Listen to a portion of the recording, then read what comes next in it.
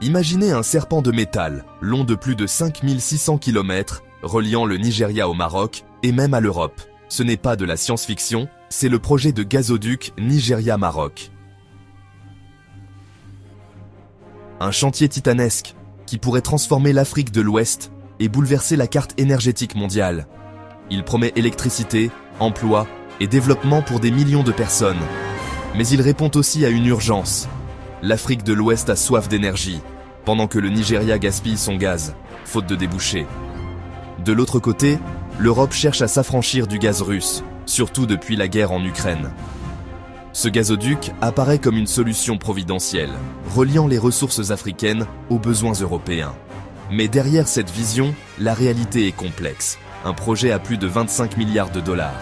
Des questions de financement, de sécurité et d'impact local. Il bouleverse des équilibres régionaux et redistribue les cartes du pouvoir énergétique. Aujourd'hui, le projet avance. Accord signé, études terminées, terrain préparé. L'Afrique veut prendre son destin en main, mais ce serpent d'acier concentre aussi les tensions d'un monde en pleine recomposition énergétique. Est-ce la clé d'un avenir meilleur pour l'Afrique et un partenaire fiable pour l'Europe? C'est ce que nous allons découvrir.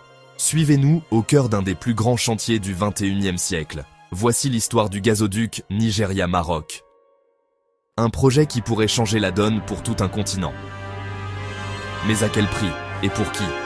Plongeons dans les coulisses de ce rêve africain, entre espoir, défis et enjeux géopolitiques. Le serpent d'acier est en marche. L'Afrique et l'Europe retiennent leur souffle. Décembre 2016, Abuja. Le roi du Maroc et le président nigérian lancent officiellement l'idée d'un gazoduc reliant leurs deux pays. Beaucoup y voient alors un rêve irréaliste, mais la vision est claire. Créer un marché régional du gaz en Afrique de l'Ouest, stimuler le développement industriel et monétiser les réserves nigérianes. Pour le Maroc, c'est aussi un levier diplomatique pour devenir un hub énergétique entre l'Afrique et l'Europe. Rapidement, des études de faisabilité sont lancées, des accords signés avec les pays traversés et les sociétés nationales d'hydrocarbures s'allient. Ce qui semblait utopique devient un projet structuré, avec plans, chiffres et calendrier. L'idée prend forme, la machine est lancée, le rêve devient peu à peu réalité. Mais la route sera longue, les ambitions sont grandes, les défis aussi. Le gazoduc est désormais au cœur de la stratégie énergétique régionale. L'Afrique de l'Ouest retient son souffle, le compte à rebours a commencé. Le tracé du gazoduc, c'est 5660 km, l'un des plus longs pipelines offshore au monde. Il part du delta du Niger, longe la côte atlantique, traverse 13 pays jusqu'au Maroc. Chaque pays pourra se connecter, prélever du gaz et transformer son mix énergétique. Le coût? Environ 25 milliards de dollars, nécessitant des financements internationaux massifs. Les institutions comme la Banque islamique de développement et la Banque de l'OPEP sont déjà engagées.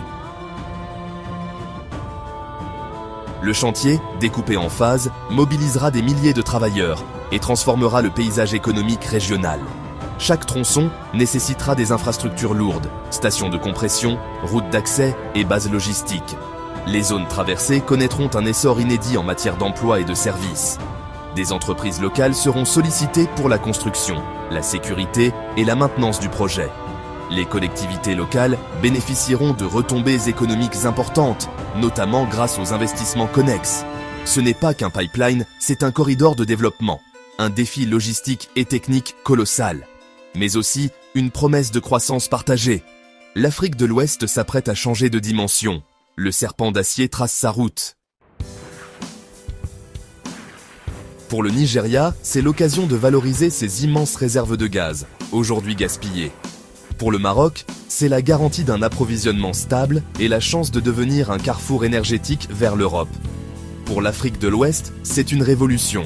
Accès à une énergie fiable, moins chère et moteur d'industrialisation. Pour l'Europe, c'est une alternative stratégique au gaz russe, dans un contexte de crise énergétique. Le gazoduc, avec ses 30 milliards de mètres cubes par an, pourrait couvrir une part significative des besoins européens. C'est un projet d'intégration régionale, de souveraineté et de sécurité énergétique, mais aussi un pari sur l'avenir. L'Afrique, l'Europe, le monde entier observent. Les enjeux sont immenses.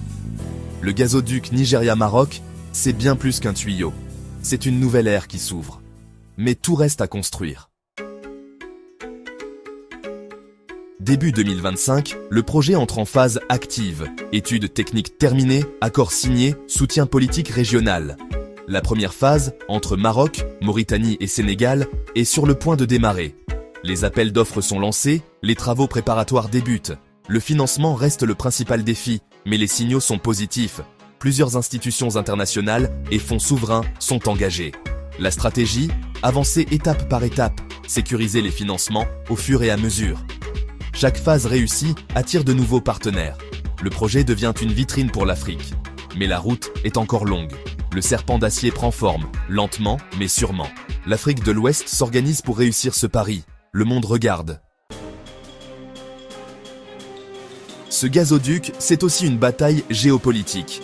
L'Algérie, rivale du Maroc et fournisseur historique de l'Europe, voit le projet comme une menace directe. Elle relance son propre pipeline transsaharien, le Nigal, pour garder son influence. L'Union européenne, elle, avance prudemment. Elle soutient le projet Nigeria-Maroc, mais ménage l'Algérie, partenaire clé. Les institutions financières internationales, en choisissant de financer le projet, prennent aussi position dans ce jeu d'influence.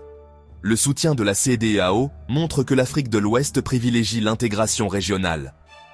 Mais instabilité politique et désaccords sur le transit du gaz restent des risques. La réussite dépendra de l'unité africaine face aux pressions extérieures. Le gazoduc est un test pour la coopération régionale et un révélateur des nouveaux équilibres énergétiques mondiaux. L'Afrique joue sa place sur l'échiquier mondial. Le serpent d'acier, plus qu'un pipeline, est un symbole de souveraineté. La partie ne fait que commencer. Le gazoduc Nigeria-Maroc, c'est l'Afrique qui ose voir grand. Un projet pour transformer une richesse naturelle en prospérité partagée, en énergie pour les industries, en lumière pour les foyers. Il répond aux défis énergétiques, climatiques et économiques du continent. S'il réussit, il pourrait changer la vie de millions de personnes et accélérer l'émergence africaine. Mais les obstacles restent de nombreux. Financement, technique, sécurité, rivalité géopolitique. Rien n'est encore gagné. La volonté politique devra résister à l'épreuve du temps. Ce serpent d'acier sera-t-il l'artère vitale de l'Afrique de demain? Ou un rêve brisé par les réalités du terrain? Aujourd'hui, la dynamique est positive, mais l'avenir reste incertain. Le projet fascine, inquiète, divise. L'Afrique retient son souffle. L'histoire s'écrit sous nos yeux.